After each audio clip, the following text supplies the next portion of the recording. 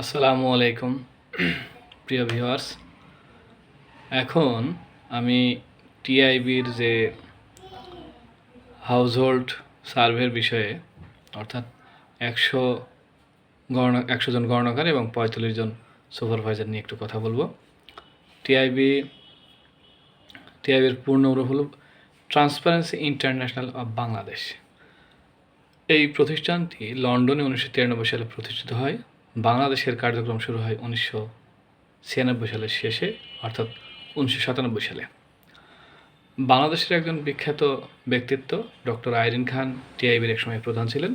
বর্তমানে টিআইবির প্রধান আছেন ইফতেখরুজ্জামান। আচ্ছা, আর এদের মূলত কাজ হলো গবেষণা ও নীতি, গবেষণা প্রবৃত্তি, তথ্য অধিকার, সিটিজেন চার্টার, জলবায়ু, এইসব মৌলিক বিষয়গুলাই এরা কাজ করে। টিআইবি প্রায় প্রতি 4 বছর পর পর খানা জরিপ, অর্থাৎ খানাতে ওইসব ব্যক্তিগণের কাছে যে দুর্নীতির বিষয়ে, অর্থাৎ তারা কোন অফিসে যে কীরকম সেবা পেয়েছে, হ্যাঁ, বা এইসব বিভিন্ন বিষয়ে তারা জরিপ করে। 2015 সাল সর্বশেষ হয়েছিল 2022 সালে। এবার 2025 সালের নভেম্বরে টিআইবি খানা জরিপ করবে। তো আপনাদের প্রতি আমার পরামর্শ, আপনাদের আসলে অনেকেই নক করছে যে স্যার একটু যদি টিপস দিতেন। তো আপনাদের কয়েকটা বিষয়ে আমি কথা বলি।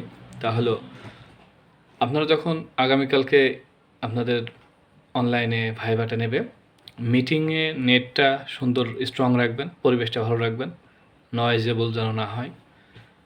আর একটা, ওরা কিন্তু বলবে যে দেশের যে কোনো প্রান্তে আপনাকে দেওয়া হবে, আপনি কি এই কাজ করতে আগ্রহী কিনা।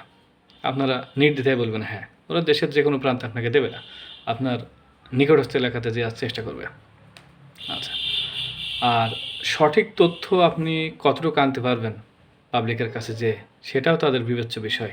আপনার কথা বলার ধরন, মন মানসিকতা, শিক্ষাগত যোগ্যতা, আইটি নলেজ, হ্যাঁ, এইসব বিষয়গুলো, কথা বলার ভঙ্গি, এগুলো তারা কিন্তু খেয়াল করবে। আর আপনাকে দেখবে যে অভিজ্ঞতা আছে কিনা। অভিজ্ঞতা বলতে দেখা যায় বিভিন্ন জরিপের অভিজ্ঞতা, বিভিন্ন বিষয়ে কাজের অভিজ্ঞতা, বিশেষ করে বাংলাদেশ পরিসংখ্যান ব্যুরো, জনস্বাস্থ্য প্রকৌশল, ভ্যানবেইস, হ্যাঁ, বা বিভিন্ন বেসরকারি প্রতিষ্ঠানের বিভিন্ন জরিপ পরিচালনা করে, সেগুলোতে আপনার অভিজ্ঞতা আছে কিনা। আর আপনারা যদি পোশাক, অর্থাৎ এই যখন ভাইভাতে ফেস করবেন, পোশাকটা অবশ্যই খেয়াল করবেন।